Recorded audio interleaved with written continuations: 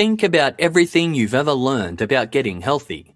There's a lot of contradictory information out there, and things like that old-fashioned food pyramid aren't much help. With Noom, you pick the health goals that are right for you, and Noom personalises a weight loss program to help your aspirations become reality.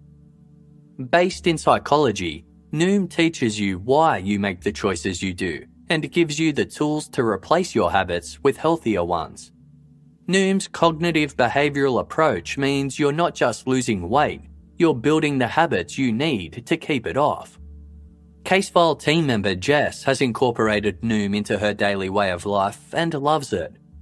Not only does she have her own personal coach to check in with whenever she needs advice, she also has a group of fellow Noom users on a similar journey to get healthier. There's a science to getting healthier. It's called Noom. Sign up for your trial today at Noom, noom.com/casefile. Ready to learn how to live healthier? Sign up for your trial today at Noom, noom.com/casefile. That's noom.com/casefile.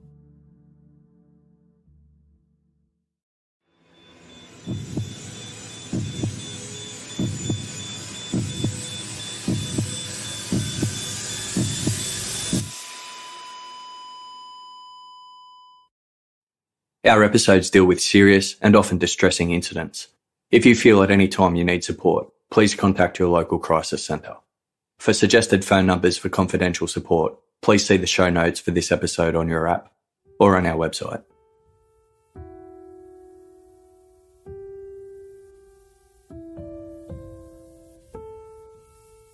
On June 12, 1991, John Wilkinson received a strange request.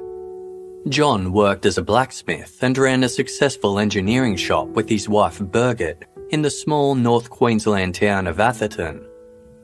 On that particular Wednesday, John walked from his workshop into the adjoining office and spotted his wife chatting with their accountant and friend Vicki Arnold, who was working on the couple's computer. 27-year-old Vicki was a quiet and kind person who worked hard and also volunteered at the local church.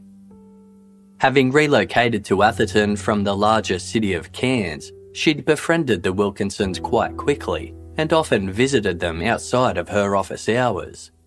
For a little while, she'd even lived with them and helped out by babysitting their children.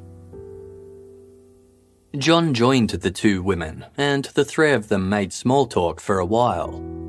Then, Vicki asked John if he could help her with something. She wanted to buy a gun, specifically a .22 caliber rifle. It was for her boyfriend who worked on a cattle station. John knew that Vicki knew nothing about guns and informed her that a .22 would be too light to use on a cattle station. She simply replied that was what her boyfriend wanted. He just needed something to stash under his seat and was willing to pay around $500 for it. John agreed to help and began looking in a local paper where people could list things for sale. Soon, he found a private seller advertising a .22 semi-automatic Ruger. It had a 10-shot magazine, and the seller only wanted $300 for it, $200 less than Vicki had said she'd spend. Pleased with the discovery, John bought the rifle, then passed it along to Vicki in early July. A few days later, he asked her if her boyfriend was happy with it. She enthusiastically responded that he was. What John didn't realise was that Vicki didn't have a boyfriend. That anyone knew about, at least.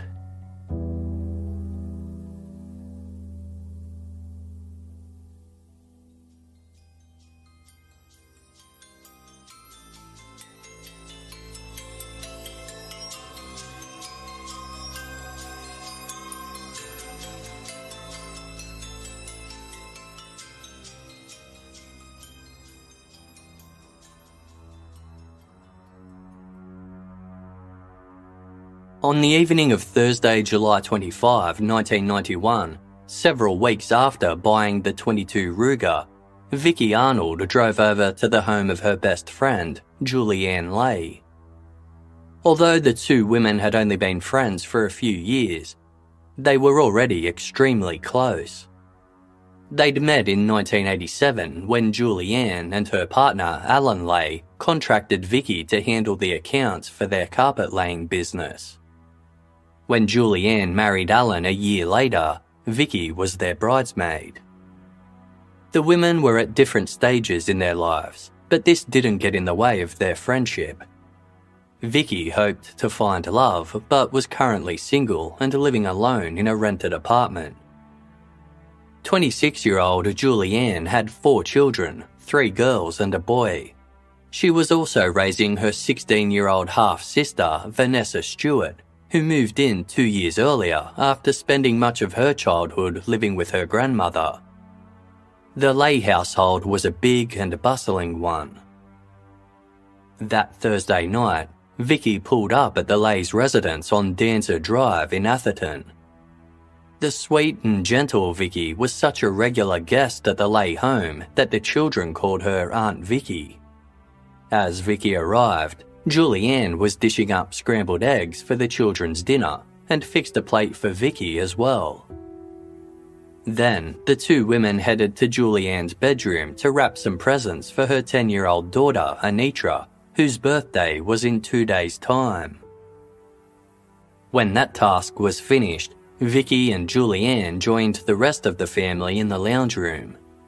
Julianne's husband, 28-year-old Alan Leahy, was dozing in a beanbag, still wearing his work clothes, while the kids watched TV.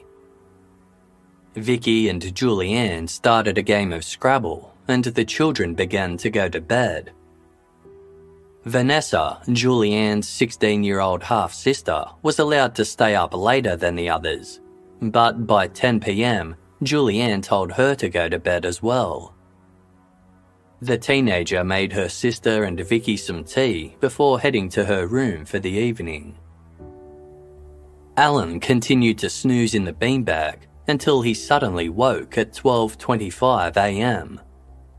The television was still on and the two women were still in the room playing Scrabble. Alan smoked a cigarette and began to watch a movie that had started about Frankenstein's monster.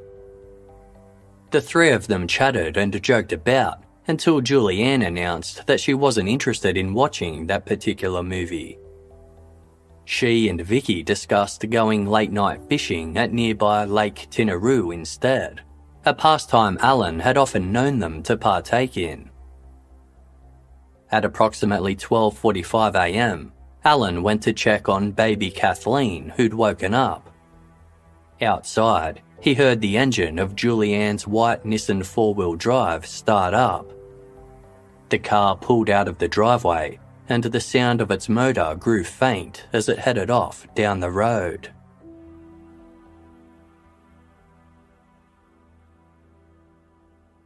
At 6:50 in the morning, Alan was woken by his sister-in-law Vanessa.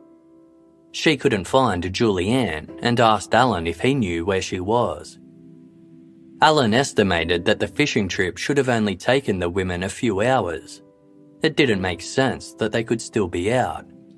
Plus, Julianne had left her driver's license and cigarettes behind. Alan jumped out of bed, dressed, and went to look for them. Julianne's four-wheel drive was still gone, while Vicki's car remained parked outside the property. Alan hopped in his own white van and drove over to Vicki's apartment. He pounded on the front door.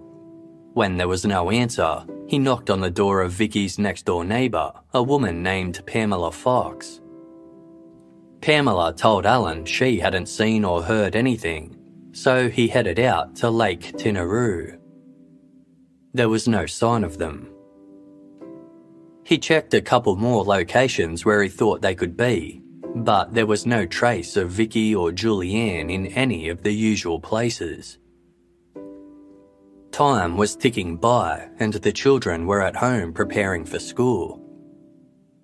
Alan decided he had to go home to update them, Then he and his stepdaughter, Anitra, went to the police station to raise the alarm. Atherton sits in the Tablelands region of Queensland, an inland area of the state with several booming agricultural industries.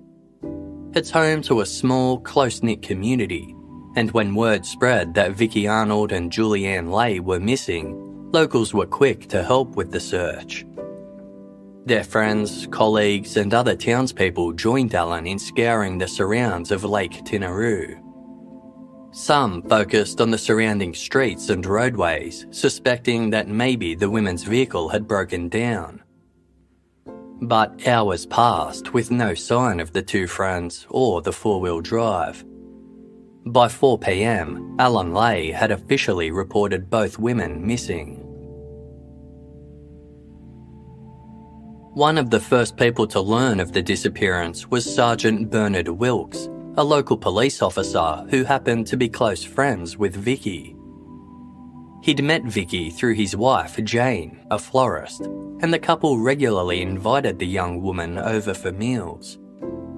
She'd babysat their children and even went camping with their entire family. When Vicki had decided to be confirmed in the Anglican Church approximately 18 months earlier, Sergeant Wilkes and Jane agreed to be her godparents. The sergeant was very troubled to learn his friend was missing, and his concern only grew as dusk fell. He knew Vicki to be a responsible person who wasn't prone to taking off without warning. Moreover, it was the middle of winter, and the temperature had dropped to minus 1.7 degrees Celsius the night before. Friday night was going to be similarly cold. If the two women were lost in the bush somewhere, they were at risk of succumbing to the elements. Accompanied by another officer, Sergeant Wilkes visited Vicki's ground floor apartment and gained entrance via a window. Nothing appeared out of place. He walked through each room, keeping an eye out for anything unusual. Upon entering the spare bedroom, something caught Sergeant Wilkes's eye. Lying on the floor was a box of .22 caliber bullets. Its label indicated there should be 50 inside. When Sergeant Wilkes picked up the box to examine it, he saw that 10 were missing. This discovery troubled Sergeant Wilkes greatly. He'd never known Vicki to have any interest in firearms. He didn't even think she owned a gun. Rummaging around some more, he also found a telescopic sight that belonged to a .22 gauge rifle, but there was no firearm anywhere.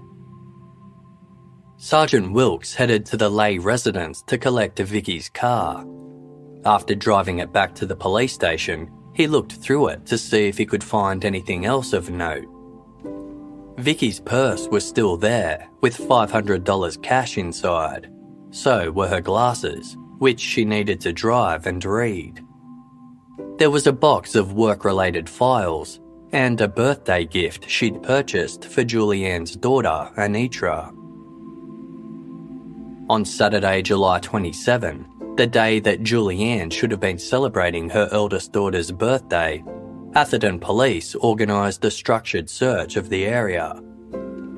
An emergency services helicopter was dispatched and flew across the region, but the pilot cited nothing relevant.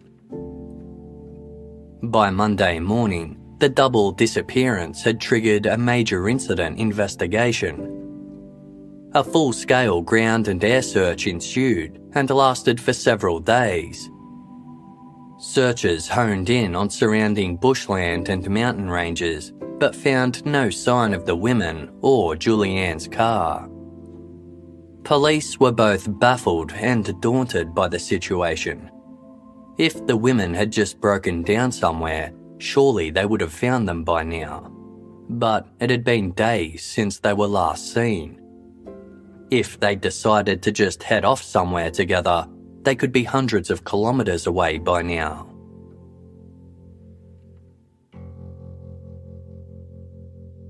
The women's families were certain they hadn't just taken off. Vicki was a reliable employee who kept to a regular routine. It wasn't in her character to run away on a spontaneous adventure. Although Julianne was more outgoing and outspoken than her friend, she also took her responsibilities seriously. She was a dedicated wife and a loving mother who diligently looked after her children and half-sister. There had been no signs that anything was wrong, and the day before they vanished had been completely normal. Only one of Julianne's daughters, 9-year-old Sandra Sue, could think of something strange that had happened. Earlier that day, Vicki had taken a break from work to have lunch with Julianne, something she did quite often. Sandra Sue hadn't been at school that day, so she'd been there when Vicki arrived, bringing sticky buns as a special treat. Not long after she arrived, though, Julianne told Sandra Sue to go to her room so she and Vicki could speak privately. This had never happened before. The 9-year-old was curious and couldn't resist leaving her room to see if she could find out what they were talking about. She saw Vicki and Julianne engaged in an intense conversation. When Julianne caught sight of her daughter, she angrily ordered, "Get back to your room."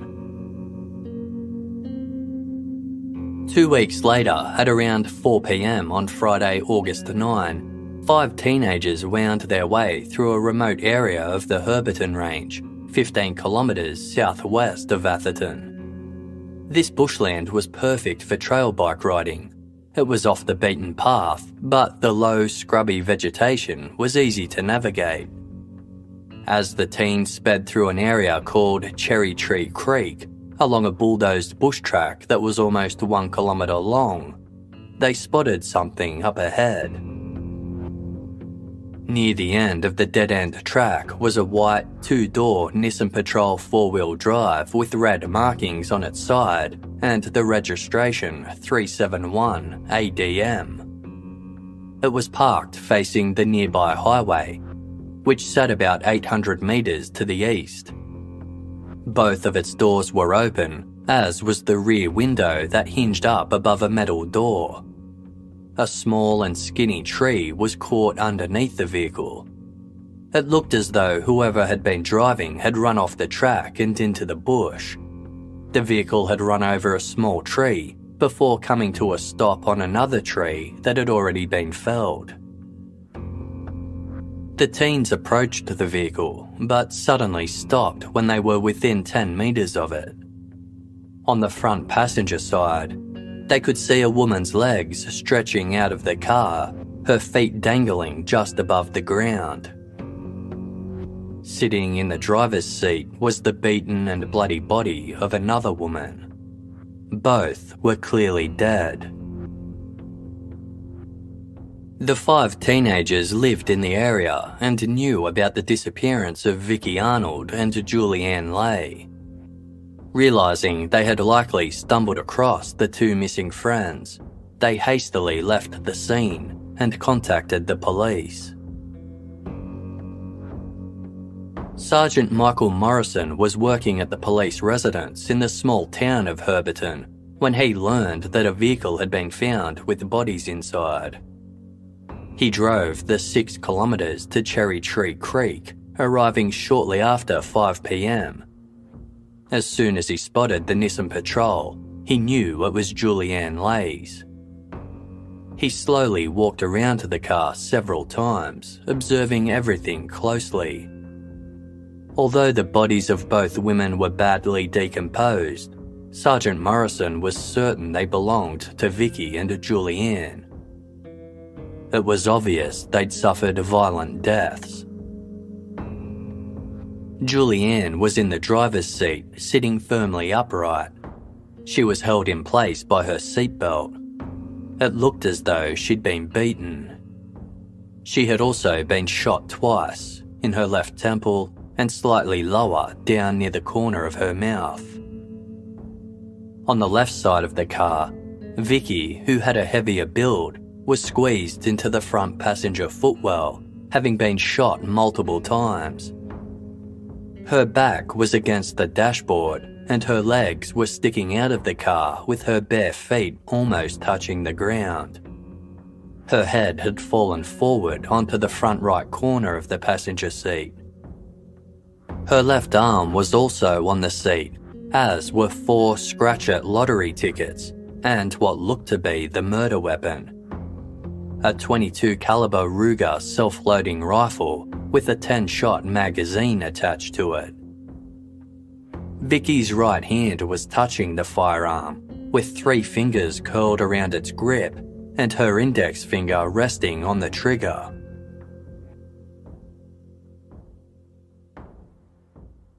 Sergeant Morrison radioed for detectives to attend the scene. It was somewhat surprising to find the women and their car in this area. Cherry Tree Creek was located about 13 kilometres south of Atherton. Tinaroo Lake, where they were said to have been going, was in the opposite direction. Sergeant Morrison was soon joined by Atherton officers, Detective Sergeant Michael Hayes and Senior Constable Willem Hendricks. By now, night was falling, and it had started to rain. District Officer Inspector Francis Wagner and Detective Senior Sergeant Neil Campbell also drove over from the nearby town of Mariba. It was their department's responsibility to supervise Atherton's detectives. The district scenes of crime officer was also summoned to take photographs and dust for prints. He didn't check the vehicle's cabin, but he did fingerprint the car's exterior and rear tray area. No prints were found in those areas. With the help of floodlights, further details began to emerge. There was a baby capsule fitted into the middle of the back seat. 2 fishing rods and buckets filled with tackle and bait were found in the back of the Nissan. The blood-spattered car keys were in the ignition, which was switched on. The car's headlights and heater were also on. The women had clearly been dead for some time. Maggots were found on their bodies as well as throughout the car. Both women were fully dressed.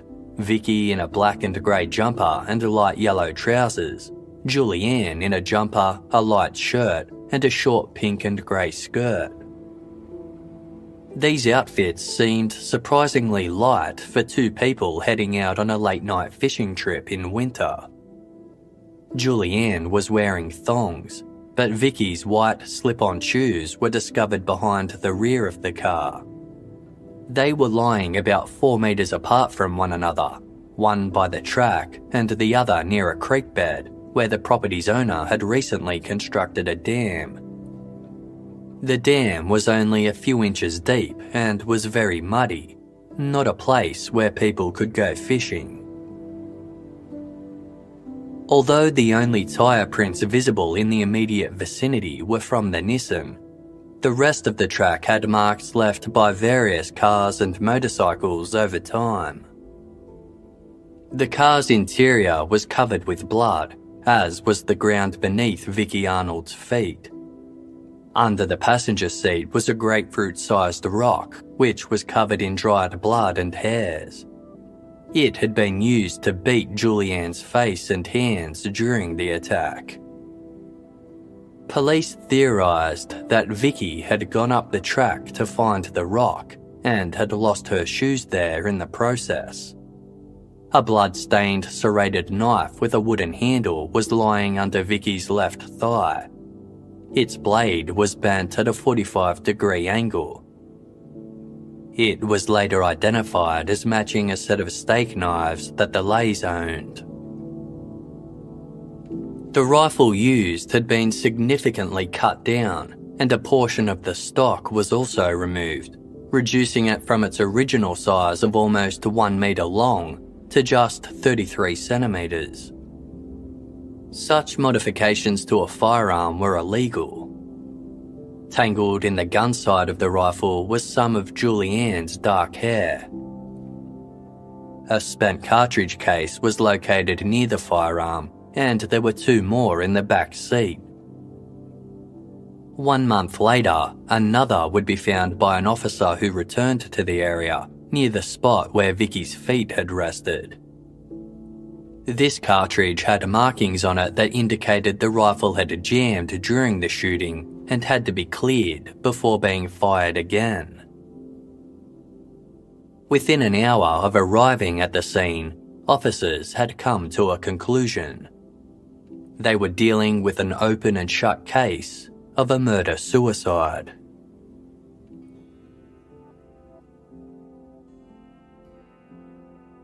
Sergeant Bernard Wilkes was tasked with notifying Julianne's family.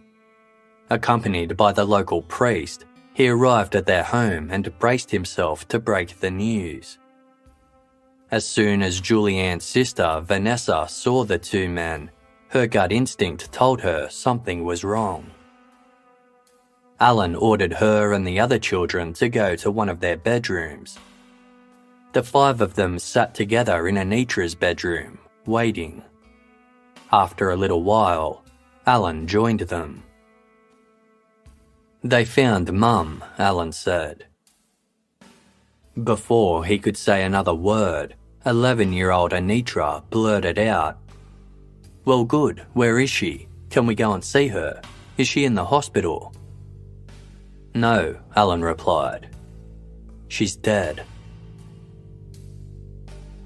A wave of shock washed over Vanessa. This information was impossible to process. Then, screaming reverberated throughout the room as the children absorbed what Alan had told them and began crying out "no" and "what" repeatedly. After the initial horror died down, the kids remembered Vicki, kind Aunt Vicki, whose calm and soothing presence had almost been a part of their family. What about Vicki? Was she okay? "No," said Alan. "Vicki's dead too. She killed your mother, then she killed herself." Within a couple of hours, the police had decided to take the women's bodies for autopsy. When they attempted to remove Julianne, they discovered that her seatbelt had been looped around her neck twice. Apparently, Vicki had tried to strangle her with it. Once the seatbelt was removed, the police also saw that her throat had been cut 3 times. As the car reeked with the stench of decomposing bodies, the police decided to tow it to the smaller Yungaburra police station instead of Atherton. It was obvious to the pathologist that Julianne endured a particularly brutal attack. She'd been beaten, strangled, and cut before being shot twice in the head.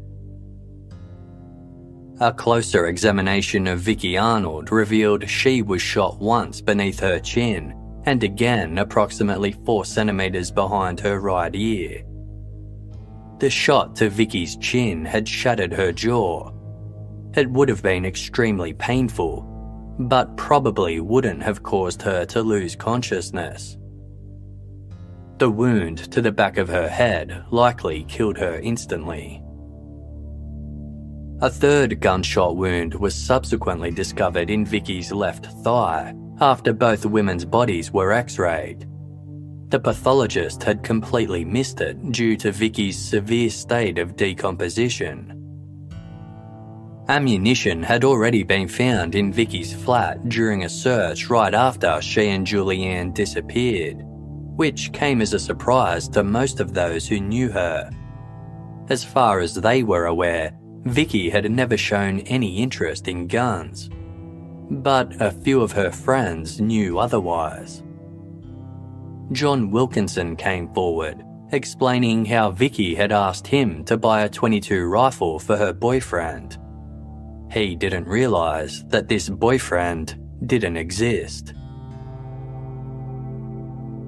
Some of Vicki's other friends were aware she'd bought a gun, but she'd given them different stories.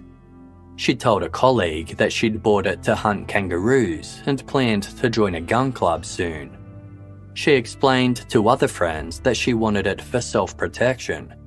And just 3 days before she went missing, Vicki mentioned to some relatives that she'd purchased a rifle but decided to give it back to her friend John so he could sell it. Police believed Vicki had another motive all along. She'd bought the rifle intending to use it against her best friend Julianne before turning it on herself. They theorized that the two women had been driving along when Vicki suddenly attacked Julianne, cutting her throat. This caused Julianne to veer into the small tree found beneath the car. Vicki started strangling her with her own seatbelt and simultaneously reached into the back seat for her rifle. In the tussle, she accidentally shot herself in the leg. Julianne continued to fight back. Vicki got out of the car and picked up a large rock, which she used to beat Julianne. Then she shot Julianne twice, killing her. Finally, ready to kill herself, she first angled the rifle beneath her chin. When this shot only wounded her, Vicki placed the gun at the back of her head and pulled the trigger.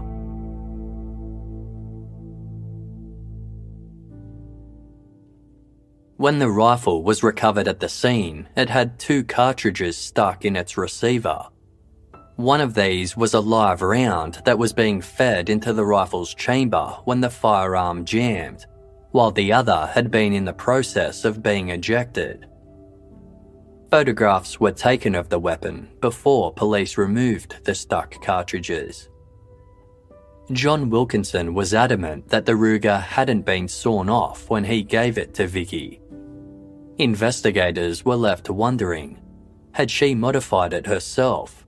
And if so, where were the missing parts? On August 23, 2 weeks after Vicki and Julianne's bodies were found, Vicki's neighbour, Pamela Fox, who lived in the same building as Vicki, received a call from their landlord. The landlord had supplied a lawnmower to Vicki before she disappeared and asked Pamela if she could return it. Pamela agreed and went to Vicki's carport, which adjoined her own garage, to fetch it. The carport was almost entirely empty. There was a wooden wardrobe, a stepladder, and an outdoor furniture set. Pamela easily spotted the lawnmower amongst these sparse belongings. She immediately noticed that there was a white bag perched on top of the mower's left rear wheel, with some objects clearly inside. Pamela lifted it up.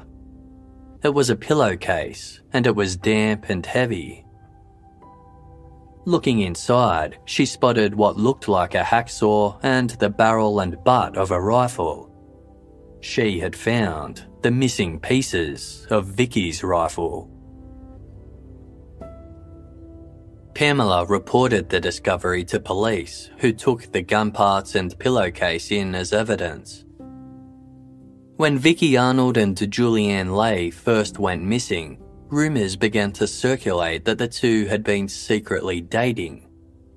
After their bodies were found and word spread that Vicki killed Julianne before taking her own life, the gossip mill went into overdrive.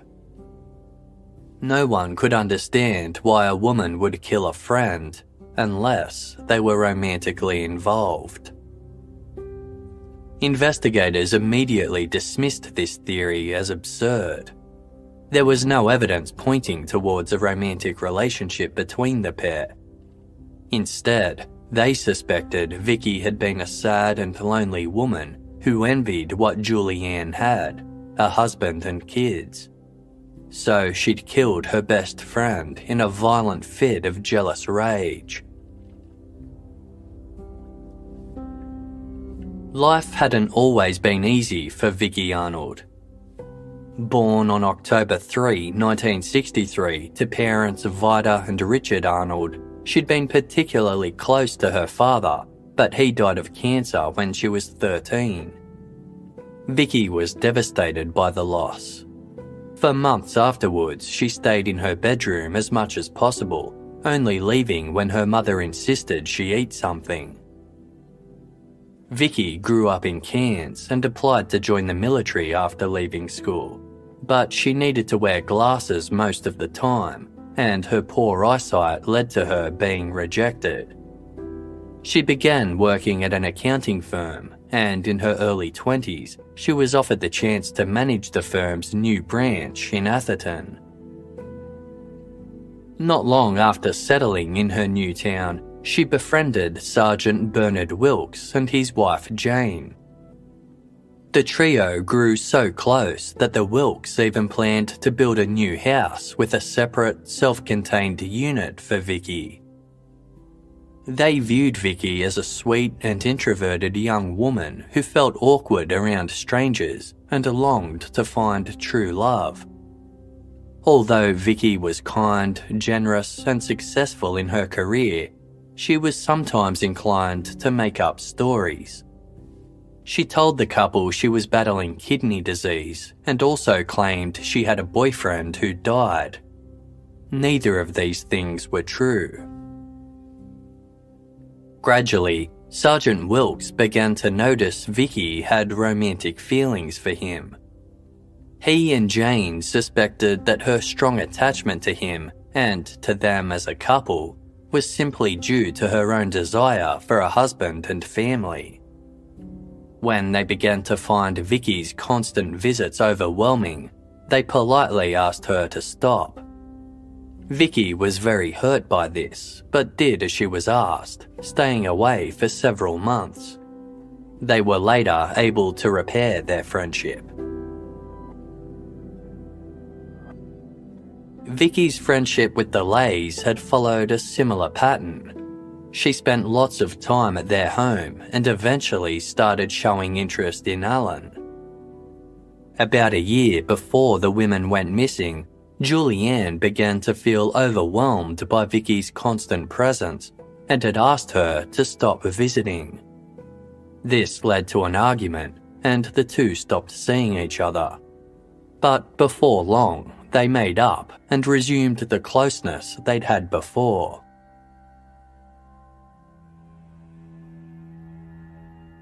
Investigators obtained diaries that Vicki had kept from her teenage years on.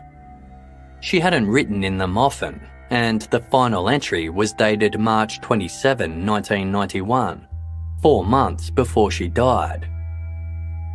These journals were passed along to a human services officer from the Queensland Police Service for further examination. Investigators also gave the officer some poems and notes Vicki had jotted down, as well as a true crime magazine titled Murder Casebook, which Alan Leahy had handed in. After the women's bodies were found, Alan repeatedly visited the police station to check in on the investigation. On one occasion, he brought in this magazine, explaining that Vicki had borrowed it from him quite recently. Inside was an article about an apparent murder-suicide. The Human Services officer scoured these materials, looking for possible insights into Vicki's state of mind. She concluded that Vicki had suffered from unsolved grief relating to her father's death. This had caused her to become unstable and increasingly suicidal. The two women were both laid to rest on August 14, 1991. A year after their deaths, an inquest was held in Atherton. After examining police reports, the coroner came to the same conclusion as the investigators. Vicki Arnold had been a disturbed woman who murdered her best friend, then took her own life. With the perpetrator dead, there was nothing else to be done. It was a tragic case, but an open and shut one. Vicki Arnold's family refused to believe the police's version of events. The Vicki they knew was a gentle person with no history of aggression or violence. She might have been quiet and lonely at times, but she certainly hadn't been depressed or given any indication she was suicidal. Vicki had made a number of plans that indicated she expected to be around in the days after she went missing. She'd organised to meet her friends, the Wilkses, at 6 a.m. on Friday, July 26, to help them complete their tax returns. She'd withdrawn cash to pay John Wilkinson for the rifle he'd bought her. Vicki had also arranged to attend a training seminar in Cairns with some colleagues and had spoken excitedly about the impending event. Vicki had little experience with firearms. It was possible she'd shot a rifle previously, but she wouldn't have known how to modify one like the weapon used in the crime. And even if Vicki had secretly been homicidal, the attack against Julianne had been so vicious, there was no way she had the physical strength to carry it out. It also seemed strange that the ever-responsible Vicki would dress so lightly and leave the glasses she always wore behind if she was going on a fishing trip. Julianne's outfit hadn't been consistent with going night fishing either. Although Alan Leahy said it wasn't unusual for the women to go fishing at night, most others who knew them disagreed with this. Julianne's sister, Vanessa Stewart, and Julianne's children remembered family fishing trips that lasted until dusk fell, but couldn't recall the two women ever going out fishing after it was already dark. Julianne's siblings and her kids struggled to comprehend the crime. Vicki had loved them and their mum. Why would she hurt them this way? It didn't make sense. Even Julianne's brother, James, who had only met Vicki once, was certain she was innocent. Vicki had not seemed like someone capable of killing anyone. She didn't have the temperament or the physical strength required. James had also noticed how strangely Julianne's husband was behaving. Alan Leahy was refusing to let his wife's family see her children and had entirely shut out his in-laws. Alan Leahy was one of the few people who never had any hesitation in calling Vicki guilty. He explained to his children how she was a deeply troubled person who never got over her father's death. She wanted the life Julianne had and became enraged with jealousy. After the first inquest was complete, the family members who disagreed with its findings became more outspoken. They weren't satisfied with the answers they'd received and campaigned for the investigation to be reopened, prompting 2 more reviews over the next 3 years. The same conclusion was reached each time. Vicki Arnold had killed Julianne Leahy. But there was at least one police officer who didn't think this was the truth.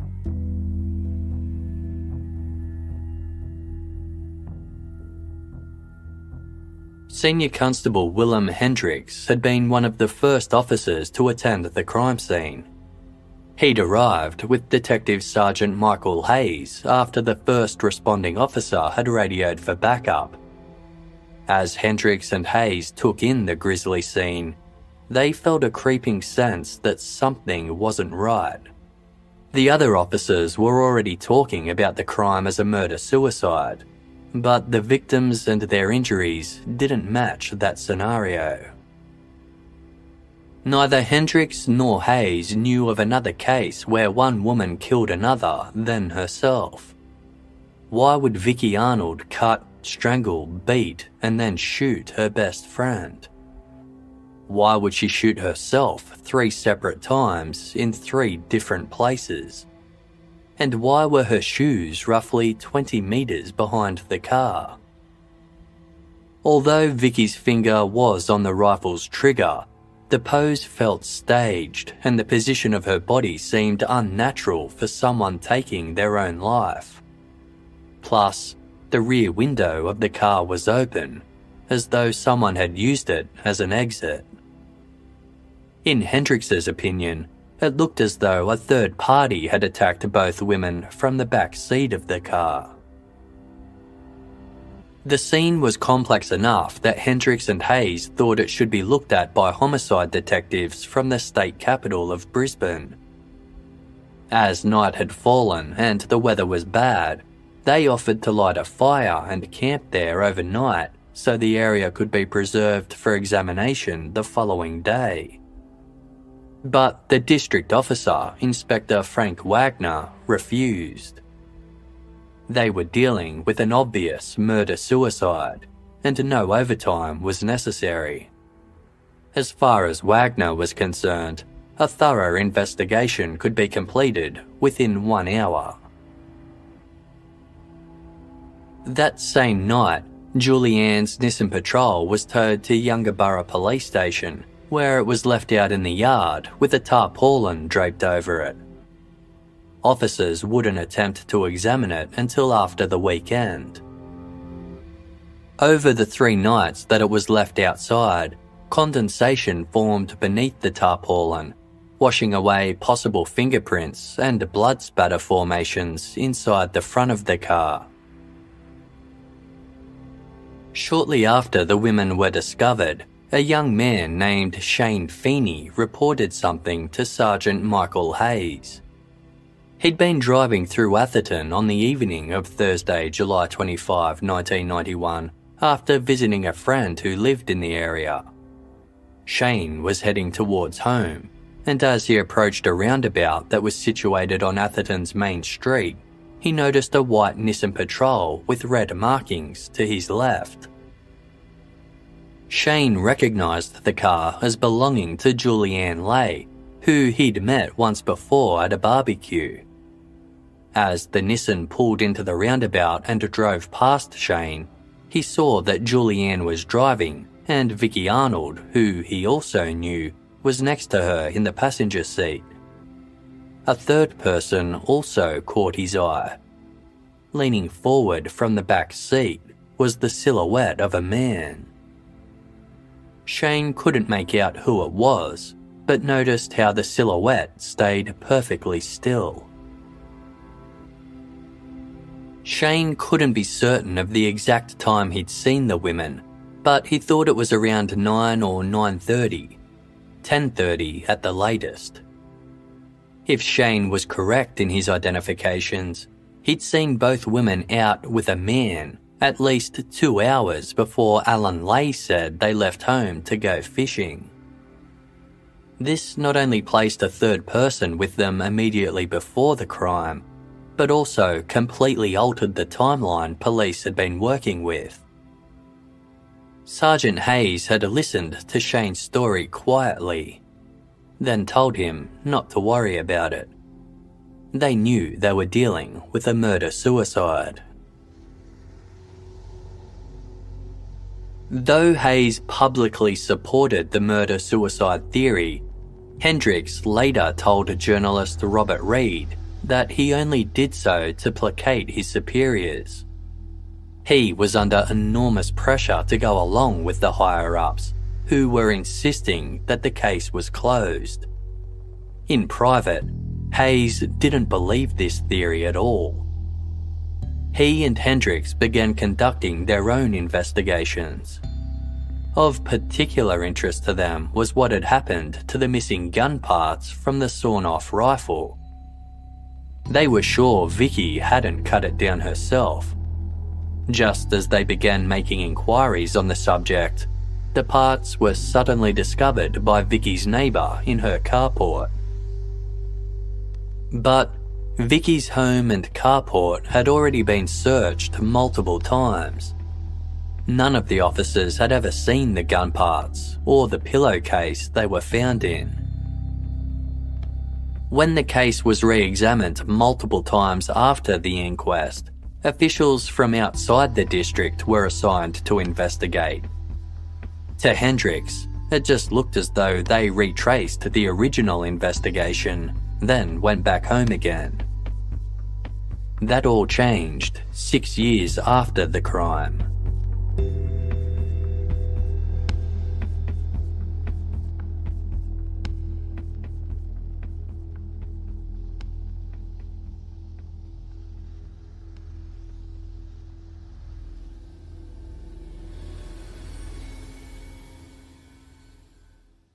Check out one of Article's newest outdoor looks, Garden Terrace.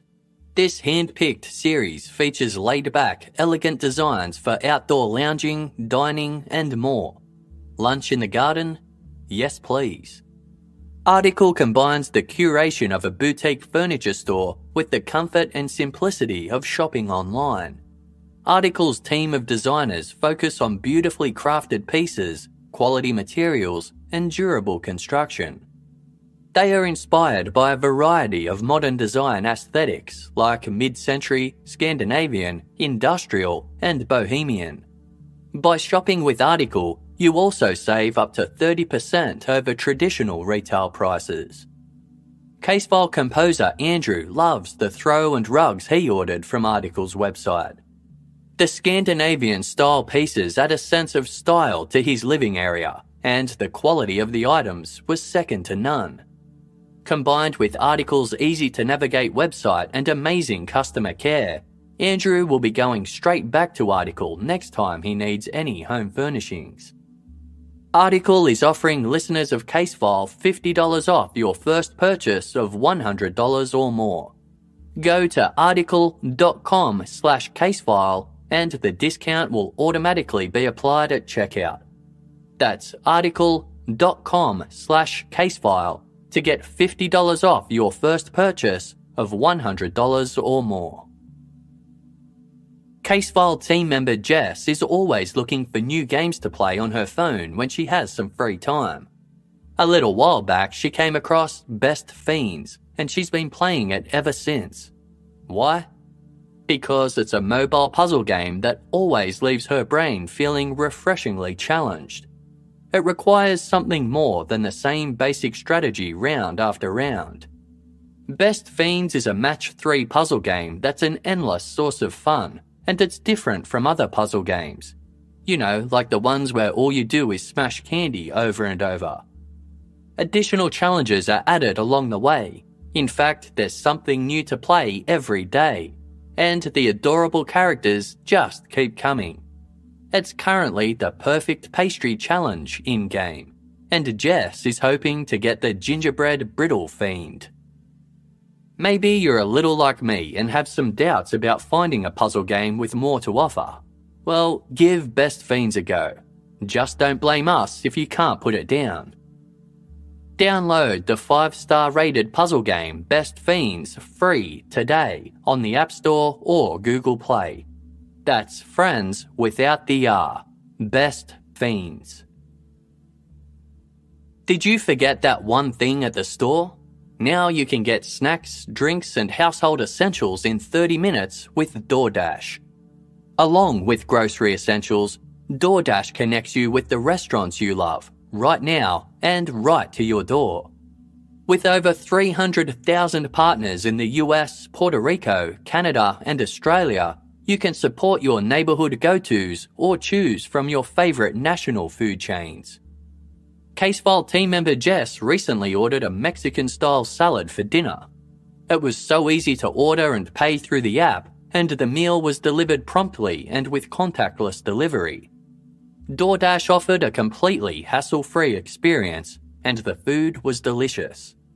For a limited time, listeners of Casefile can get 25% off and 0 delivery fees on their first order of $15 or more when you download the DoorDash app and enter code FILES. That's 25% off up to $10 value and 0 delivery fees on your first order when you download the DoorDash app in the App Store and enter code FILES. Don't forget, that's code FILES for 25% off your first order with DoorDash. Subject to change. Terms apply. Is there something interfering with your happiness or preventing you from achieving your goals? BetterHelp is here to help. It's professional counseling done securely online, and it's available for anyone, anywhere in the world.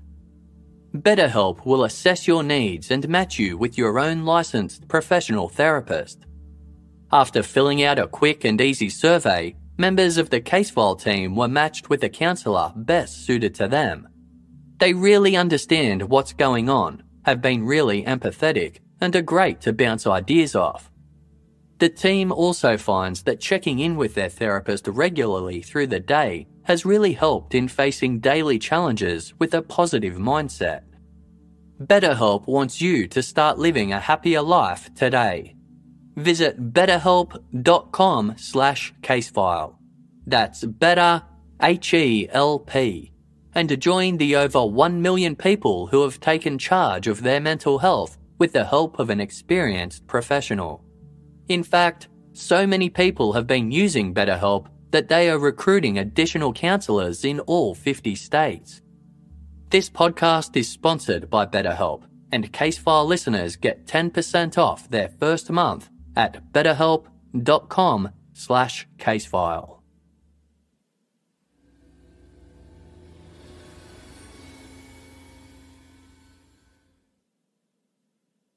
Around the time of the first inquest, a journalist named Robert Reed began looking into the case. He was convinced there was more to it than met the eye. Over time, he built relationships with the women's friends and family. In 1994, Robert broke a story that shocked Queensland. On the morning of August 14, 1991, the day that both women were laid to rest, 2 police officers paid a visit to Atherton's funeral parlour. They needed to obtain fingerprints from Vicki and Julianne, as some smudged prints had been discovered on the .22 Ruger. Without telling the families, the officers took in a set of garden secateurs and a surgical scalpel, removed the women's hands, and took them away for testing. Vicki and Julianne were buried without their hands. After a funeral parlour employee told Robert Reed about the incident, it made headlines across the state. Public outrage ensued. The women's bodies were subsequently exhumed, and police returned the hands to be buried with them. Public anger around the matter led to it becoming a political issue. Queensland's opposition police spokesman pledged to order yet another review if his party won the next state election. They did, and a new investigation was announced in mid-1997. Retired high-ranking officers Carl Mangler and Franco Gorman were appointed to lead it and spent 5 months diligently examining every aspect of the case. While scrutinising photographs of the crime scene, they noticed an indentation in the ground just outside the car's passenger side that matched the rock used to beat Julianne. This must have been where the rock came from. The original investigators had suggested Vicki wandered up the track in the dark to find a rock, losing her shoes along the way. It quickly became clear to them how difficult it would have been for Vicki's injuries to be self-inflicted.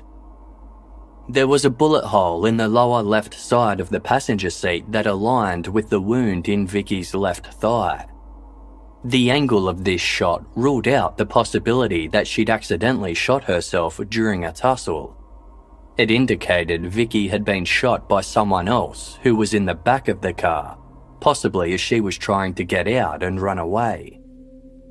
Her shoes being found at some distance behind the car suggested that an attacker had jumped out the back, then chased Vicki and grabbed her as she attempted to flee. The seatbelt that was wrapped twice around Julianne's neck was also consistent with someone trying to strangle her from behind. The shots to Vicki's thigh and jaw would have resulted in immense pain and confusion. It seemed highly unlikely that after receiving those wounds, she could have then administered the fatal shot to the back of her head, an angle which would have been difficult to reach even without injury. The fact that Vicki was found in the footwell instead of the passenger seat was another problem. Not only did it seem a bizarre choice for her to make, but Vicki couldn't have logistically used the firearm from the footwell. Such a maneuver would have been difficult, and she lacked the physical strength to perform it. Some partial bloody prints had been recovered from the rifle. Mangler and O'Gorman held the rifle so their hands would align with these prints and found the position awkward and unnatural. In their opinion, the placement of the prints seemed more like staging than how someone would have held the gun. The position of the rifle on the passenger seat also seemed wrong. The trajectory of the bullets suggested it should have fallen out of the car after being fired.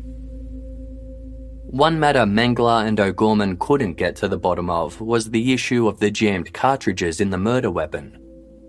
One was definitely a live round being loaded, but it was unclear from the photographs whether the cartridge being ejected was live or spent.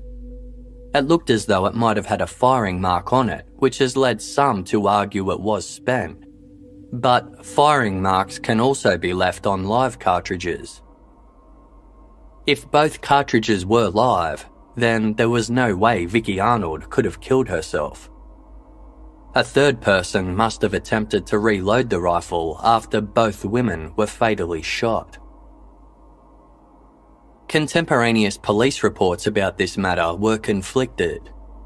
Detective Sergeant Hayes told the first inquest that both rounds were live and were so tightly jammed that he had to use extreme force to remove them. When this inquest was later reviewed, Hayes said he'd made a mistake and the cartridge being ejected was spent. Some suspect he only made this amendment due to pressure from higher-ups to stick to the murder-suicide story. Although Julianne had been shot twice and Vicki was shot 3 times, only 4 empty cartridges were ever recovered. If one of the jammed cartridges was spent, then this would account for the 5th one. Yet, police later went out with metal detectors and performed grid searches in an attempt to find the final cartridge, something they wouldn't have needed to do if it was already accounted for. Photographs of the firearm also show the cartridge being ejected is facing the opposite direction that a spent cartridge would typically face. Firearms experts have pointed out that if a breech jams with one live cartridge and one spent one, experienced shooters can usually tip the spent one out easily and reload the gun automatically. A cartridge usually only becomes tightly jammed when someone tries to manually eject it, something Vicki could not have done, because by this point, she would have been dead. On March 16, 1998, Carl Mangler and Frank O'Gorman interviewed Julianne Leahy's half-sister, Vanessa Stewart, who had been 16 years old at the time of Julianne's murder. Vanessa and Margaret, Julianne's other half-sister, had been raised in the New South Wales city of Lismore by their grandmother, as their mother wasn't in a position to take care of them. As their grandma grew older, some family members suggested they move in with Julianne for a while. The girls agreed. First, 13-year-old Vanessa joined the Leigh residence, followed by 15-year-old Margaret a little while later. But after just 3 months of living with her sister, Margaret abruptly left to go and live with her boyfriend.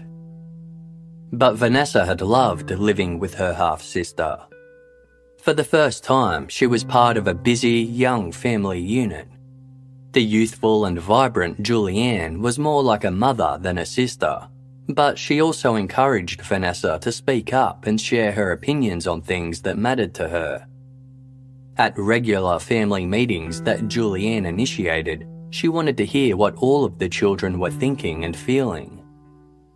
She was a fun parent who took joy in family celebrations, played video games with the kids, and joined them in mud fights after heavy rain.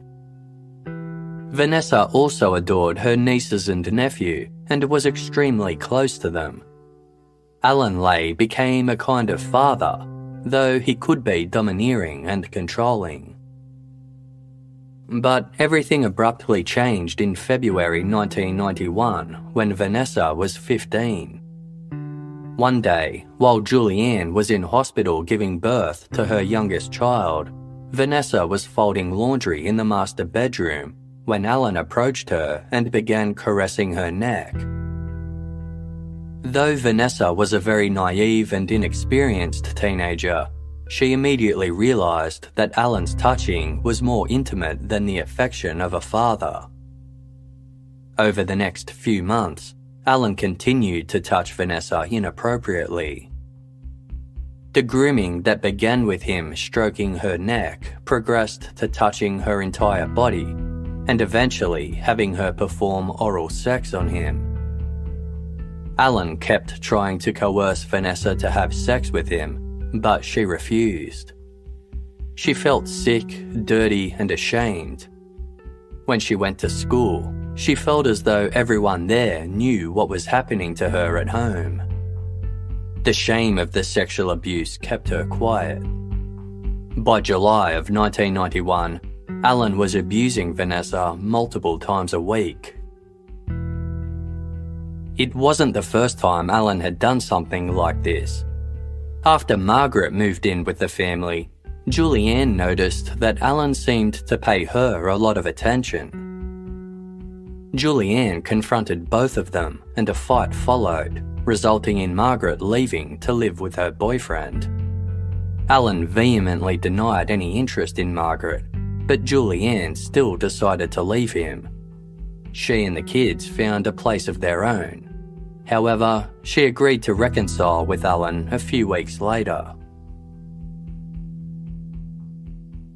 In the months leading up to Vicki and Julianne's disappearance, Vanessa noticed how critical Alan was of the two women. He accused Julianne of being a poor housewife and a bad mother. He didn't like Vicki and said the only reason he tolerated her frequent visits was because she was useful and handled their business accounts. The morning before the two friends vanished, Julianne asked Vanessa to stay home from school. Vanessa was scared that her sister knew what was going on with Alan and planned to speak with her about it. Terrified that her sister would hate her if she knew about the abuse, Vanessa lied and said she had an important exam that day. That night, when Vicki and Julianne were supposedly out fishing, Alan went to Vanessa's room and woke her up, then had her perform oral sex. Vanessa had no idea what time it was, but Alan told her it was around 12:30 or 1 a.m. He said he'd had to reset all the clocks in the house after a circuit breaker tripped out shortly after Vicki and Julianne left to go fishing at 12:45. They spent a couple of hours together at most before Vanessa went back to sleep. Vanessa woke the next morning to discover Julianne was missing.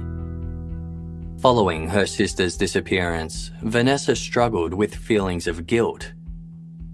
She worried that the things Alan had been doing to her had created a kind of negative karma that caused Julianne to vanish. Alan ordered Vanessa to tell no one about what was going on between them. If she did, she would be judged and blamed for it.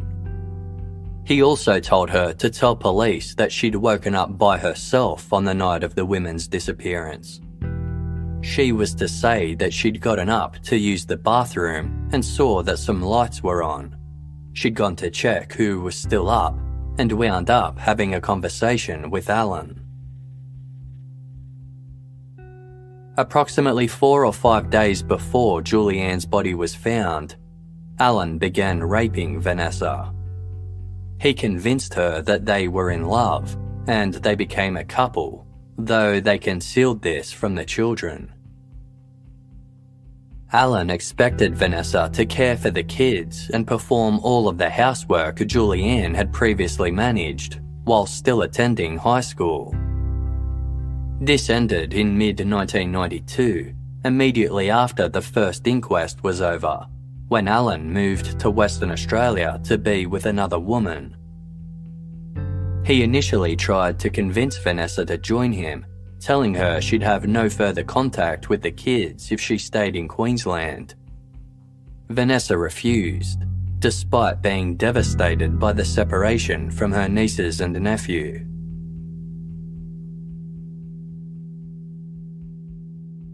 In the years that followed, Vanessa grappled with many painful feelings. Over time, the more she reflected on what had happened, the more she became convinced that Alan had something to do with Vicki and Julianne's deaths, and he had used her for an alibi on the night of their disappearance. The statement she gave to Carl Mengler and Frank O'Gorman was the first time she'd told any police officers what Alan had done to her. Although other members of the family had told previous investigators there was something wrong with the way Alan treated Vanessa and Margaret, it had never been looked into before. One family friend who visited the Leahys' home to help out while Julianne was missing became concerned when she saw how physically close Alan and Vanessa seemed. Occasionally, the two of them went into Alan and Julianne's bedroom together. They'd shut the door behind them and stay in there for quite some time. Several times, she also overheard Alan say to Vanessa, "Just keep your cool. It will be all right. Everything will be all right." Another time, Julianne's daughter, Sandra Sue, came home from school and couldn't find Alan. Her mother was still missing, and it was a distressing time for the young girl. Alan's truck was out the front, so she was sure he must be around. She began looking throughout the house for him. When she walked into her parents' bathroom, Sandra Sue was shocked to see Alan and Vanessa in the shower together. She ran from the room crying. Vanessa followed to comfort her, and Alan made up an excuse to explain what she'd seen. Mengler and O'Gorman made a point to interview Alan on multiple occasions. While he admitted to having had a sexual relationship with Vanessa, he said it began spontaneously after Julianne's body was found. By that time, Vanessa was 16 years old and over the age of consent. Alan denied ever grooming Vanessa or raping her.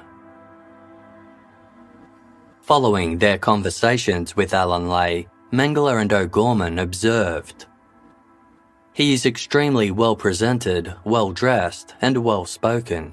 He is confident, manipulative, patronising, and sought on both occasions to endear himself to his interviewers.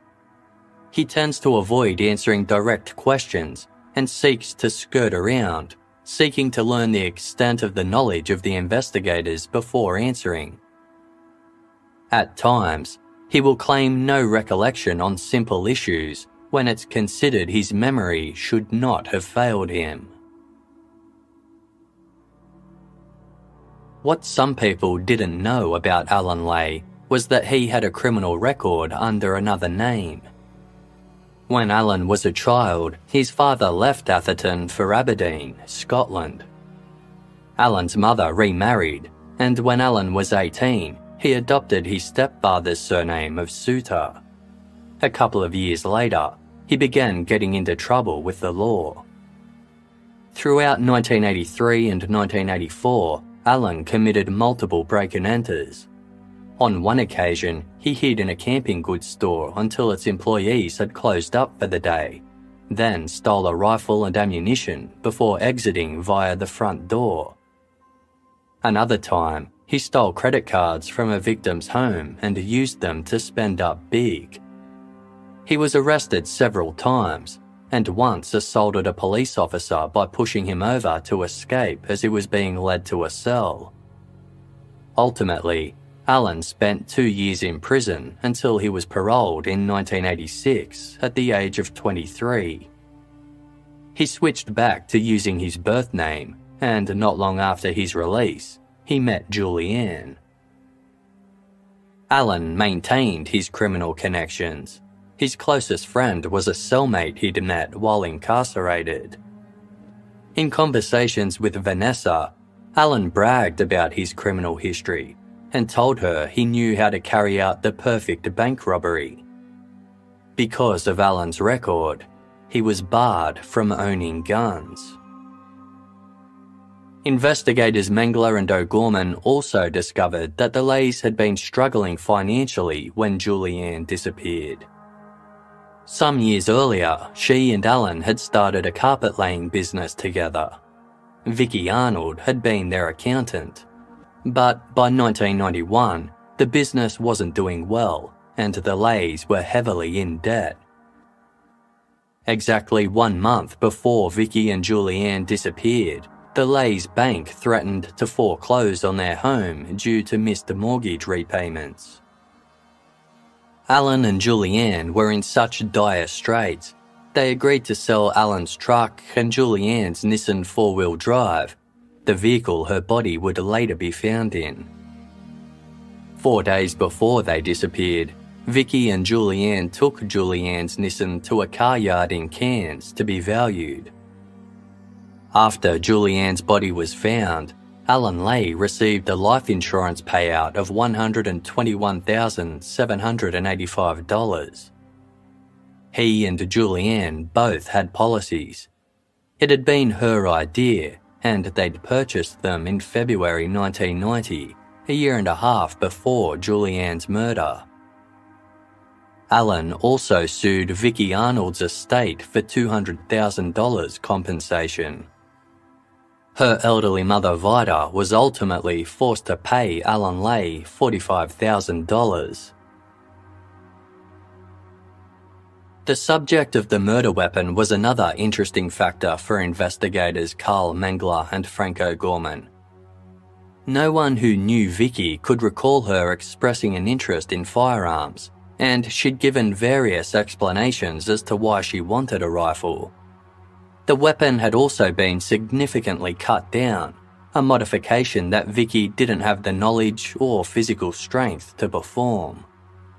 Some people suspected her friend John Wilkinson, who purchased the gun for Vicki, also cut it down for her. But he firmly denied doing so, and the job hadn't been done well enough to look like the work of a blacksmith such as himself. Vicki's next-door neighbour, Pamela Fox, had discovered the parts in Vicki's carport after going in there to fetch her landlord's lawnmower. In 1998, Pamela gave Mengler and O'Gorman a new statement about this incident that included some brand new details. On the night of August 22, 1991, Pamela went to bed at around 10:30. She'd been asleep for a few hours when she suddenly woke at 3 a.m. She could hear a rattling sound from the direction of her lounge room. Instantly, Pamela suspected someone was trying to break in. There was a door in her lounge that led to the external carport, and it sounded as though someone was attempting to open it. Frightened, Pamela jumped out of bed and turned on the light. Then, she carefully walked over to the lounge room window, which was about 12 feet from her bedroom. From one side, she gently pulled back a corner of the lace curtain. Now she had a clear view of the front yard. Through the dark shadows of the night, Pamela saw something. It was the figure of a grown man running away from her house. He was of average height and build, and he looked to be wearing a dark shirt and trousers. Within seconds, he was gone, having raced off down the street. Although she'd only seen him briefly, Pamela couldn't shake the thought that he looked like Alan Leahy. The following day, Pamela found the gun parts in Vicki's carport. Around the same time, Pamela began receiving hang-up phone calls. She believed the caller was Alan. Although Pamela had a silent number, she'd previously given it to Julianne and knew she had it saved in the family phone. Pamela believed Alan was trying to intimidate her, and it worked. At the first inquest, she hadn't mentioned anything about the running man she'd spotted outside her and Vicky's property the night before the gun parts were found. The pillowcase that the gun parts had been stashed in was damp, and police officers failed to retrieve any fingerprints from it. But scientific tests had revealed a name and address scribbled on it in faded ink. It belonged to Anitra, one of Julianne's daughters, and listed a previous address where the Leahys had lived. Two of the original officers, Senior Constable Willem Hendricks and Detective Sergeant Michael Hayes, had been suspicious when the gun parts appeared right after they started asking questions about them. Their suspicions only grew when they learnt where the pillowcase came from. Years later, investigators Mengler and O'Gorman were equally intrigued. Vicky's friend John Wilkinson surely wouldn't have bothered to stash the parts in Vicky's carport if he'd been the one to cut the rifle down, and he wouldn't have had access to linen owned by the Leahys. A ballistics expert had determined the rifle had been held in a vise while a hacksaw was used to cut it down. According to multiple witnesses, Alan Leahy kept a vise and several hacksaws in a cellar beneath his home. And, unlike Vicki Arnold, Alan was very competent with firearms. Just a few days before the women went missing, he'd gone to Vicky's aunt's home to deliver some carpet. Vicki and Julianne went too, as did Vanessa and Anitra. While they were there, Vicky's aunt asked Alan to test fire a .22 rifle of hers. The women stayed inside chatting while Alan went out with the rifle and shot it repeatedly.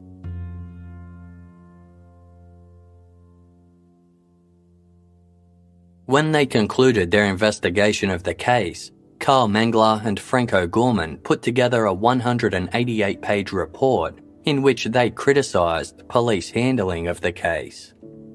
The crime scene, which they described as baffling and complex, didn't fit with the early conclusion officers had reached. They noted that significant evidence they'd uncovered hadn't been available during the original investigation, and if there were another coronial inquest, they believed it would likely result in an open finding. A second inquest was ordered and began in April 1999 before Brisbane coroner Gary Casey. 24 witnesses gave evidence, including Vanessa Stewart, but neither Mengler nor O'Gorman were called upon. On February 21, 2000, Mr. Casey's findings were delivered.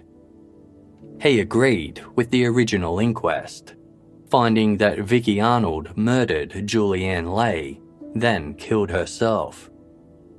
He didn't believe there was any evidence pointing to a third party's involvement, nor did he think the original officers had jumped to a particular conclusion.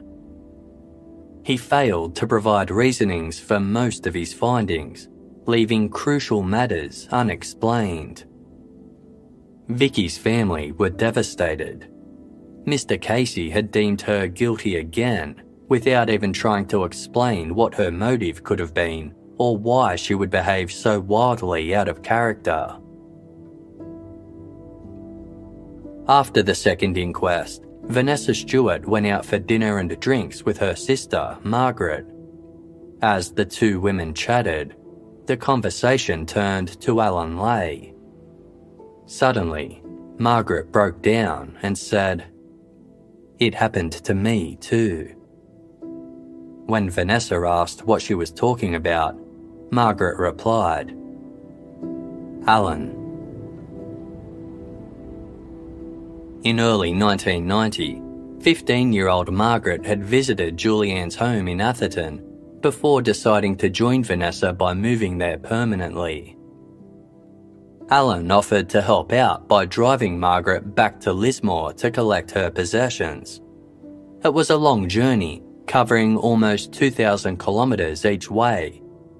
On the way back, the two of them broke up the trip by stopping at a hotel in the central Queensland city of Rockhampton. Early the next morning, Margaret awoke to a heavy weight on top of her. It was Alan. He was raping her. She froze in shock and, as she described it, went into survival mode.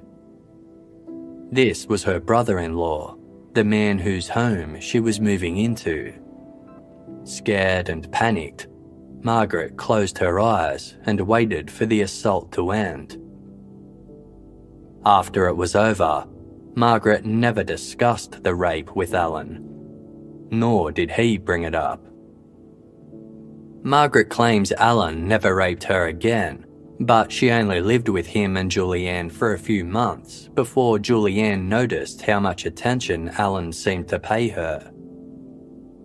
Margaret soon escaped the household to live with her boyfriend, whom she later married. In the years that followed, Margaret and Vanessa hadn't always been close. When Vanessa came forward to share her story with the police and the court system, Margaret grappled with feelings of guilt. She wasn't ready to speak out about her own ordeal. Only after the second inquest did she finally tell her sister. Over the decades since the Arnold Leahy case first made headlines, journalist Robert Reed fought to keep it in the spotlight. His interest had been piqued since the first inquest, and he was sure there was more to the story than police were claiming. In 1997, he published a book about the case titled Third Party to Murder. 7 years later, he wrote a sequel. Robert grew close to Vicki and Julianne's families as they lobbied for the case to be reopened. As he made a name for himself as an expert on the case, witnesses started coming forward with tip-offs. In June 2005, former Senior Constable Willem Hendricks gave Robert an exclusive interview, exposing how his superiors had forced the murder-suicide line through laziness and a fear of going over budget. The story was featured in the Weekend Australian and the Cairns Post newspapers, and on television program 60 Minutes. Vicki's mother, Vida Arnold, told the program how Alan had sued her deceased daughter's estate, demanding financial compensation for Julianne's death. When the interviewer asked, "Did you think that was reasonable?" Vida fell silent for several seconds, then wordlessly shook her head. She placed a hand over her mouth and began to cry. Vanessa Stewart also appeared on 60 Minutes, telling her story to the public for the first time. As well as detailing Alan's abuse, she revealed how he'd coached her into being his alibi for the night of her sister's murder. The episode concluded with Vanessa imploring Alan to speak up and tell the truth and say what it is you know and stop hiding. After the episode aired, Vanessa wrote a letter to the Queensland Attorney General and the Minister for Justice, repeating her assertion that Alan had used her to cover for himself. Vanessa's letter triggered yet another review that eventually resulted in a third inquest being called. It began before State Coroner Mr. Michael Barnes in November 2011, more than 20 years after the women's deaths.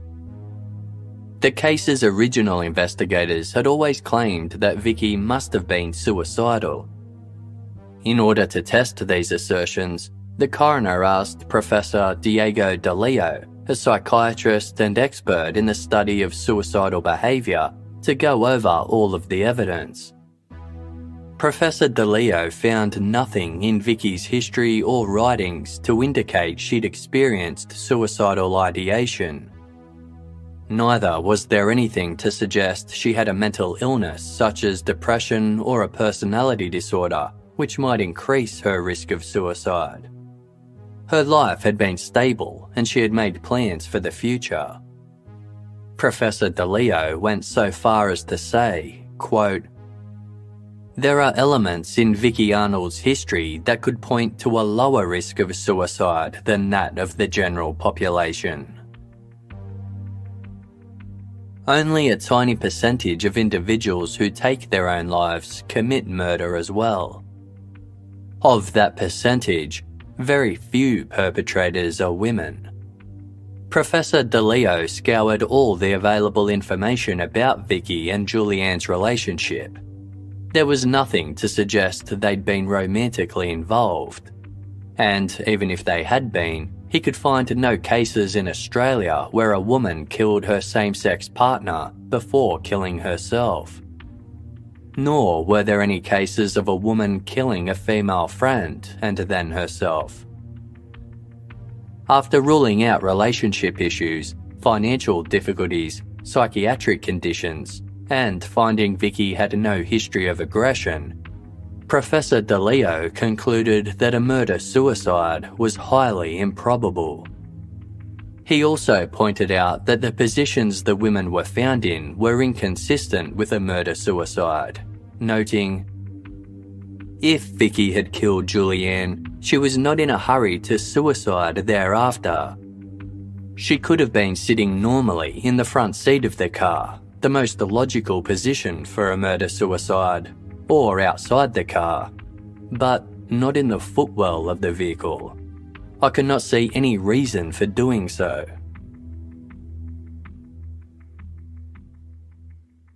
Vanessa Stewart testified in front of a silent courtroom that hung on her every word. At one stage, she held up a large photograph that had been published in the Cairns Post on July 30, 1991, 4 days after Vicki and Julianne went missing. It showed Alan Leahy sitting with baby Kathleen on his lap and one arm wrapped around his son, Alan Jr. Anitra, Sandra Sue, and Vanessa huddled close around him.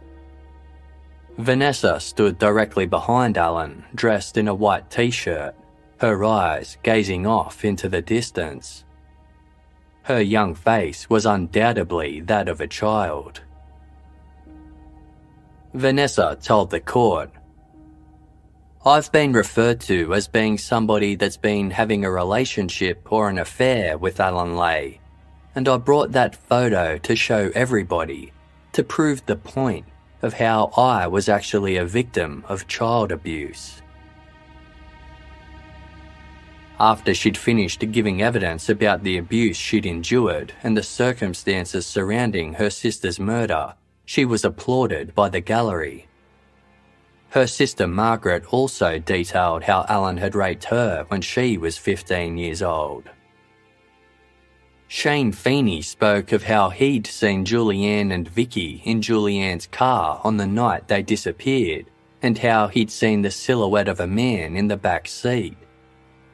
Vicki's neighbour Pamela shared how she'd found the gun parts in Vicki's garage the day after she heard someone moving about in her carport and saw a man running away down the street. When the barrister representing Vicki's family asked if Pamela was frightened of anyone, she answered yes. When asked who she was afraid of, Pamela refused to name them. All she would say was, "Sitting behind you." The barrister inquired as to whether she was referring to Alan Leahy, who was seated behind him. Pamela simply replied, "Yes." Alan sat listening as the entire courtroom turned to look at him. His face was completely blank. Eventually, he too was called to the stand.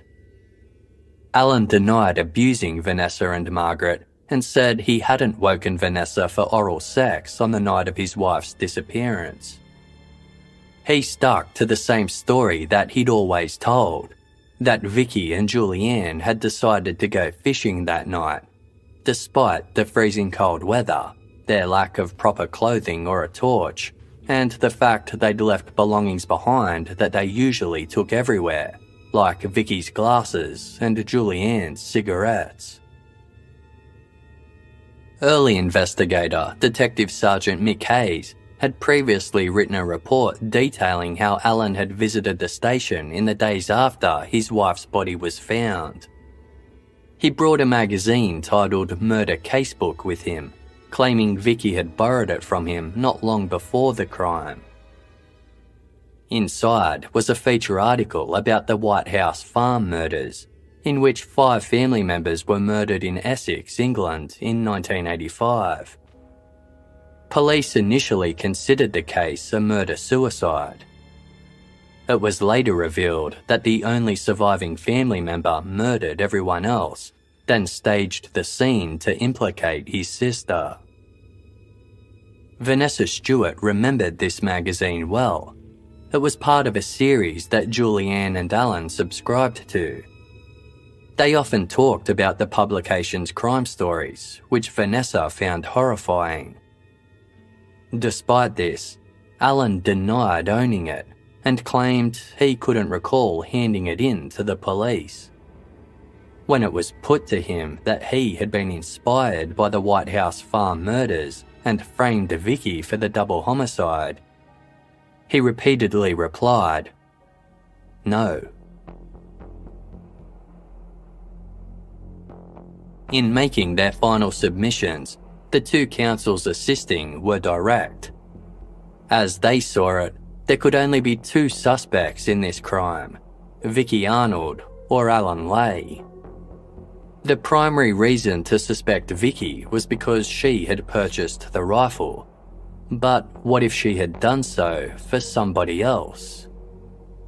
Vicki had never given any indication she was interested in firearms, yet had been very specific about the model she needed, claiming her boyfriend had told her that was the one he wanted. It was posited that someone with a criminal record asked Vicki to buy the gun on their behalf. Someone like Alan Leahy. That way, he could get around legal restrictions preventing him from purchasing a firearm, while also casting more suspicion on Vicki. It was pointed out that Vicki had zero motive for murdering her best friend. On the other hand, Julianne might have discovered her husband was abusing her sister, as Vanessa suspected. When Vicki visited Julianne for lunch on the day they disappeared, the 2 women had an intense and private conversation. Julianne's daughter, Sandra Sue, tried to listen in on them, but her mother sent her back to her room. Counsel assisting theorised that the women had been discussing Alan's abuse of Vanessa.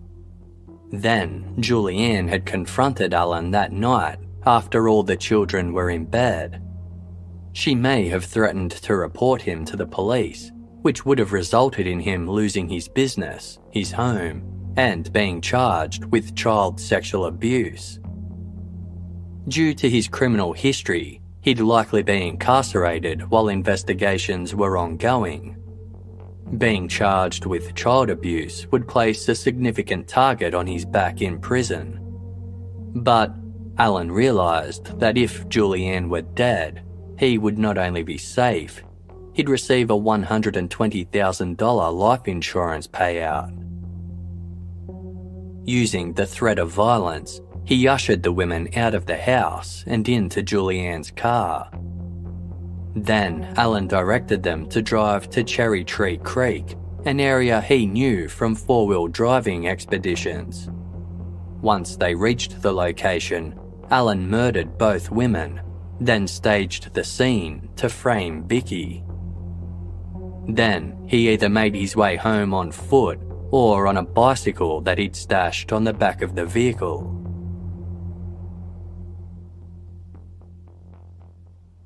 At midday on March 1, 2013, State Coroner Mr. Michael Barnes was ready to hand down his findings. As he ran through each of his findings from the Coroner's Court in Brisbane, his words were broadcast live to the Cairns Courthouse via video link, where members of the women's families and their advocates were closely packed in. Everyone listened closely as Mr. Barnes finally declared, "As the evidence stands, I consider a properly instructed jury could exclude beyond a reasonable doubt that Ms. Arnold carried out the killings, and determine that no one other than Mr. Leahy did. Accordingly, I am obliged to commit Mr. Leahy to stand trial." The coroner also made a point to apologise for the botched investigations and previous inquests, stating, "Those to suffer most acutely from these failures were the families of the dead women. They have my sincere condolences for their loss, and my apologies for the way in which the coronial system failed to adequately search for the truth." Vicki and Julianne's families applauded and cheered. Vida Arnold, Vicki's mother, sobbed with relief. With the coroner issuing a pending warrant for Alan Leahy's arrest, police urged him to come forward and hand himself in. He did so, but was later granted bail as he was deemed a low flight risk. Alan subsequently lodged an appeal with the Supreme Court of Queensland, requesting that the coroner's order that he stand trial be set aside. The court ultimately found in favour of Alan Leahy, ruling that Mr. Barnes had used an improper exercise of the law in committing Alan to trial. The Director of Public Prosecutions still had the option of charging Alan for the crime. Ultimately, he decided against doing so, concluding that all of the evidence against Alan was circumstantial. Authorities had no physical proof definitively tying him to the crime. And with that, it seemed the exact truth would never be known.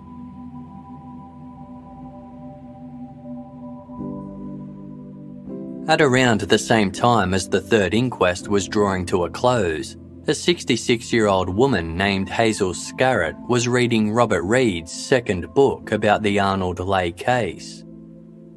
Hazel was a resident of the Atherton Tablelands region with a story to share. She tried passing it on to Crime Stoppers on numerous occasions, but never heard back from them. She finally knew who might be interested in hearing what she had to say. More than 20 years earlier, in 1991, Hazel and her husband Jim ran a general store in Yungaburra, a rural town 13 kilometres east of Atherton. At around 7 a.m. one Thursday morning in July, Hazel and Jim were working at the store when two women walked in. One had a heavier build, was about 5'6", and had hair with a slightly ginger tinge. The other was taller and thin, with dark hair. The women wanted to buy cream buns, but the baker who delivered them was running late. The two women said they were happy to wait. They'd been out all night fishing at Lake Tinaroo, so a few more minutes wouldn't make any difference. The dark-haired woman mentioned how she often went night fishing while her husband looked after the kids. He was happy for her to do so, as long as she got home in time to see the kids off to school. While the women waited, they purchased some scratch-at lottery tickets. Hazel thought they both seemed pleasant enough. They were accompanied by a man who was less friendly. Hazel's husband knew him and called to him by name, at which point the man grew very irritable. He tried to hurry the women out of the shop. One of them mentioned she had an early appointment she needed to get to anyway. In his haste to leave, the man basically pushed the women out. The three of them walked to a compact four-wheel drive that looked to Hazel to be a Nissan, and the dark-haired woman got in the driver's seat. In the weeks that followed, Hazel learned how Vicki Arnold and Julianne Leahy had disappeared nearby and were later found dead. Upon seeing photos of the women, She believed that they were the two customers she'd served in the general store. But the man she'd seen them with hadn't been Alan Leahy. His name was Chris Dunleigh. Chris Dunleigh was notorious in the Atherton-Tablelands region. Police throughout the area knew him as a criminal involved in large-scale cannabis cultivation, but he also made a habit of stealing money and crops from other growers. Cruel, vicious and violent, he was suspected in several drug-related murders, but investigators never had enough evidence to charge him. He also sexually assaulted numerous women throughout the region. One person who spoke to journalist Robert Reed on condition of anonymity said, "He was an absolute psycho, and wherever we saw him, in a pub or wherever, we'd go the other way. You never knew with Chris just what he'd do next, and you didn't want to be around when he did it." Bill Scarrett had recognised him because Bill had hired Dunleigh to deliver milk in the town of Ravenshoe, 60 kilometres south of Yungaburra. Dunleigh died in 1994, several years after the women were murdered, when two associates shot and killed him. Over the years, Bill and Hazel tried to report having seen Dunleigh with Vicki and Julianne, but got nowhere. After reading Robert Reed's second book about the case, Hazel decided to sit down and write Robert an email. When Robert opened Hazel's email, he was stunned to read her account. It wasn't the first time that a tipster had contacted him to share information about Chris Dunleigh. In 1997, one of the men convicted of killing Dunleigh reached out to Robert with his own story. Gregory De Jong and his friend Rodney Bouchard were part of the same illegal underworld as Dunleigh, and they were terrified of him.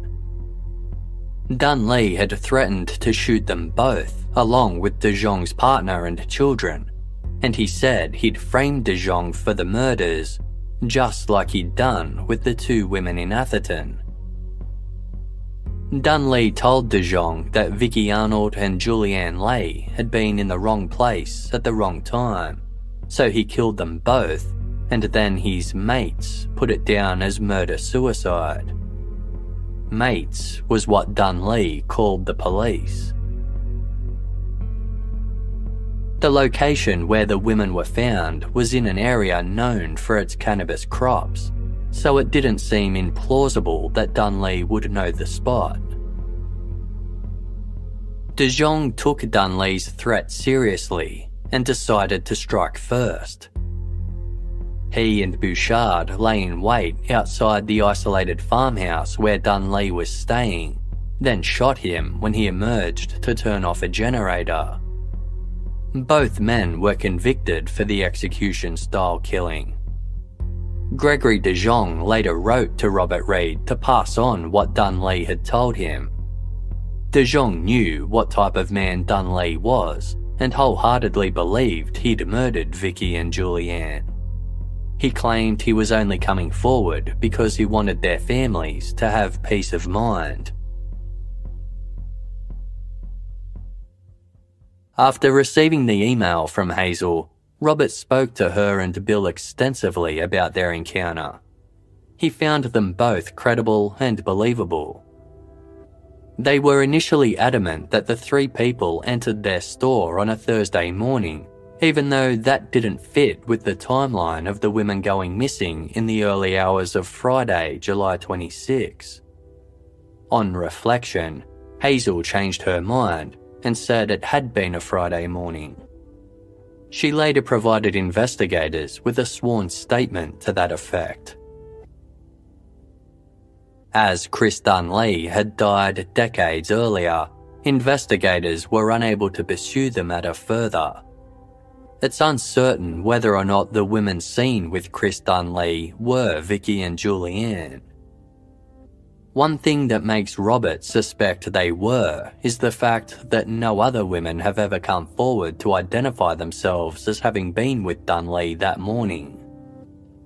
Robert is certain that Leahy committed the murders at Alan Leahy's bidding.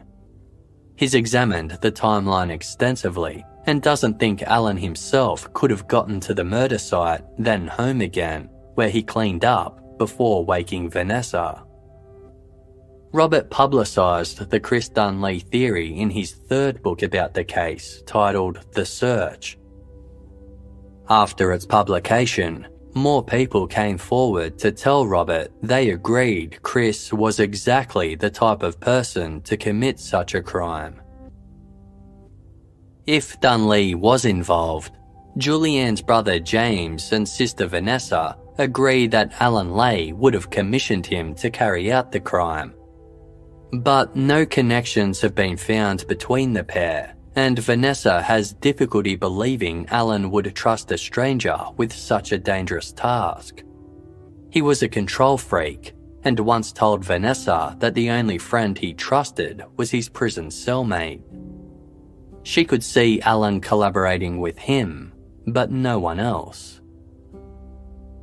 A scenario Vanessa and James have considered involves Alan's prison cellmate helping him plan the murders, but being unable to participate directly due to being on parole at the time. Perhaps the cellmate knew Leahy through his criminal connections and commissioned him to do the job instead. The large insurance payout Alan received for Julianne's death has never been fully accounted for. Alan didn't use it to pay the mortgage, and those who were close to him insist that he was always broke. Perhaps the majority of the cash went to Leahy in exchange for committing the murders. But Vanessa can also believe that Alan murdered both women on his own and used her as an alibi. He may have deliberately tripped the home's electricity so the clocks weren't set, and Vanessa wouldn't know what time it was when he woke her. Perhaps it was hours later than he told her it was, and he had time beforehand to drive both women out to Cherry Tree Creek, kill them, return home, and have a shower. If Shane Feeney's sighting was accurate, the women were out of the house at least 2 hours before Alan claimed. Regardless of who pulled the trigger, Vanessa has no doubt that Alan was behind Vicki and Julianne's murders. She believes he planned the crime weeks in advance, right down to sweet-talking Vicki into buying the rifle that would ultimately end her own life and that of her best friend.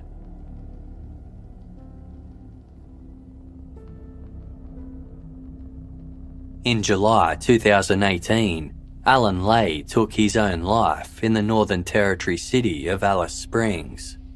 He was 55 years old. Those who knew him were left stunned.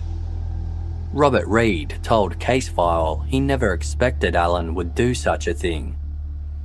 In his opinion, Alan was too self-obsessed, and killing himself created an atmosphere of guilt that he'd always denied. Kathleen, Alan's youngest child with Julianne, received a suicide note from her father, in which he apologised for having been absent over the years, but denied having anything to do with Julianne's murder. Almost 1 year later, Vicki Arnold's mother, Vida, died at the age of 93. She had always been one of the biggest advocates for reopening the case alongside her sister and niece, who helped her every step of the way. Journalist and author Robert Reed had grown very close to Vida over the years and visited her shortly before she passed. In a previous conversation, Vida had told Robert how devastating it was to not only lose her daughter, but have her accused of the most terrible crime possible. She remarked, "I've hardly had a full night's sleep in all those years, just thinking and crying about it. Vicki couldn't have done such a thing. I'm her mother, and I should know. Throughout the making of this episode, Julianne's sister, Vanessa Stewart, spoke at length to Casefile. She described the ongoing and layered effects of the trauma she's endured. As a victim of child sexual abuse, Vanessa struggled with shame and guilt. This guilt was later intensified by many factors. Vanessa blamed herself for the case dragging on without resolve because she'd helped Alan lie about the night of the murder. She also felt guilty for previously blaming Vicki, who had always been a loving presence in her life. In describing how she felt upon realising Alan could be the one who really killed her sister, Vanessa said, "I had to deal with the concept of, has this man gone out and murdered my sister and murdered Vicki, and then come home and put his murdering hands upon me?" That was a pretty hard moment, trying to deal with that. As Vanessa worked to process her experiences, she started writing everything down as a kind of therapy.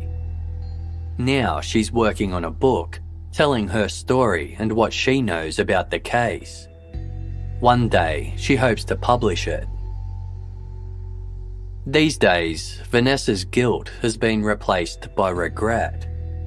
She's upset that when the story of Alan's abuse broke, the media initially portrayed her as a seductive teenager who preyed on an older man and had an affair. She's disturbed by how abuse and grooming are still so commonly misunderstood, and she's angry at how the police handled the case from the very beginning. Vanessa believes that she has found evidence proving Vicki's innocence that was in police possession since the two women first went missing. She says that if investigators had done their job properly, she, Julianne's children, and both families could have avoided decades of additional trauma. Quote, "What was the consideration for us kids? Had the police been investigating a double murder instead of trying to prove a murder-suicide, it would have come out about the sexual abuse that I was under. All these things that came out over years and years later, bit by bit by bit, would have all been known right from the early days. And how much trauma could have been prevented? How much trauma could have been saved for us all?"